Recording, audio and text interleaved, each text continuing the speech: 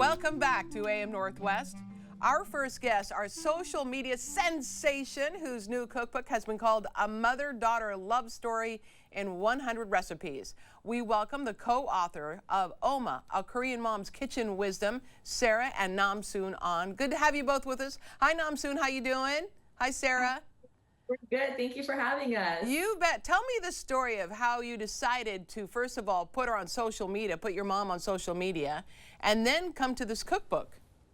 Yeah, well, I'm Korean American and I really wanted to preserve all of my mom's recipes. She used to work and own a restaurant, so she's a very talented cook. And so I thought it would be very important to cherish these recipes and pass it on, put it in a book, and pass it on to the next generation. And we want to explain to our audience that Namsoon isn't really speaking because she doesn't really speak English, right? Is that correct? Right. Okay. And she's a little camera shy, but she's doing her best. I get it. I totally understand. It's the camera shyness too. That's a big part of it. What are you going to make for us today?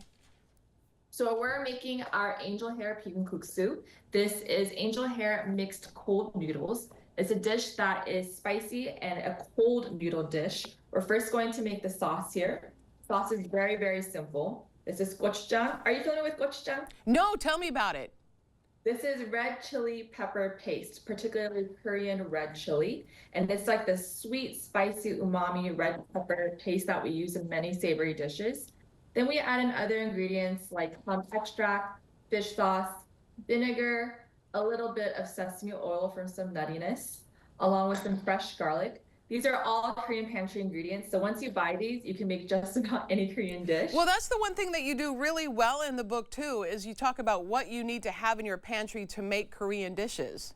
Exactly. And all those pantry ingredients you can find online or at a Korean market if you have one near you. They're all very affordable and they make many, many dishes, such as this beautiful sauce.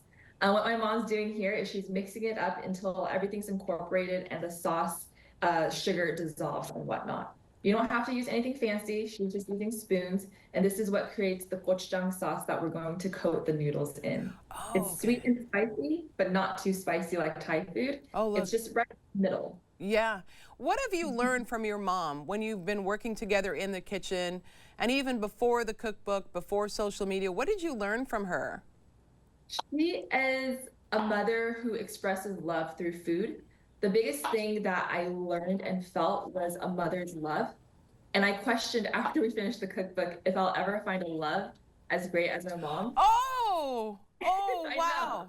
And I don't know. To this day, it's still a mystery because the love mothers have for their kids, you can't describe it. And I really felt it with this cookbook and all the foods she made. And she shows it to your dad, too. I know your dad works really hard. And then when he comes home, she has this incredible feast waiting for him, right? Yes. So my dad works as an exterior painter where he paints homes. And so food is a huge part of our family life and our daily life, where we come together as a family and we just graciously and thankfully eat all together in a homey way that feels like home. Well, I know too, watching like on social media, what was that where you realized, oh, I've got something here, showing my mom making all these incredible dishes on, say, Instagram? Yeah. A lot of people resonated with our stories, but also loved her recipes. Yeah. So it's kind of just a win-win where people got to relate to us, but also relate to our stories. So here, my mom is also chopping up the vegetables. She chopped it up very, very thin. This is cucumber and cabbage. It's very thin. Yeah. The thing with Korean food is that if you want to present it in a beautiful manner, you need to chop it up in a thin way so that it doesn't overkill the bite when you take it. So this is like that one vegetable. So she has chopped cucumber here and a bit of chopped green cabbage here. And this is going to go into the noodles. So we're going to move on to the noodles. Now, this is angel hair pasta, a pasta that anybody can get. Okay. You want to use an accessible pasta that, you don't have to get a particular Korean noodle dish because it tastes just as good with angel hair. So what we did is we cooked it and then rinsed it under cold water until it was cold to touch. And you want to squeeze out all the excess water. When you were putting the book together, because that's quite that's quite a feat to do that together and be mother and daughter and go through all of that. Did you have any challenges? Oh, absolutely. Like my mom, she doesn't use measuring spoons. It makes sense because her generation and Koreans, they measure everything by the gram. Right. And so I had to teach her how to use measuring spoons and just teach her the way Americans make food. And so that was one big challenge, but now today she uses measuring spoons and we love it. Did you have this gratitude for your mom's cooking growing up? Because this is incredible what she's able to make for you and for your dad. I think the gratitude really kicked in when I graduated college, when I realized with my first full-time job that life is a bit more different than I expected. Yeah. And coming home to her foods made me feel comforted. It was like my therapy watching her cook. And just she when she cooks and the way she mixes these noodles, which she's cooking with mixing with the vegetables and the sauce, it's like a dance to her where she's just so natural with it. Right. And for me, that always felt like therapy, especially at a time where I felt a bit lost. Oh, wow, yeah. Can you ask your mom for me what she learned from you putting together the cookbook? 어머는 뭐 배웠어? cookbook 만들 때 나의 세라의. 세라야 뭐 배웠냐고? 굉장히 말로 잘하고 잘해. She learned that I'm a very good listener. She also learned that I'm very, very detailed, and that because of that, the recipes came out strong. Oh, that's so great. We also noticed on your Instagram too that you have the cutest little dog that apparently likes to sit at the table with you and your dad and your mom.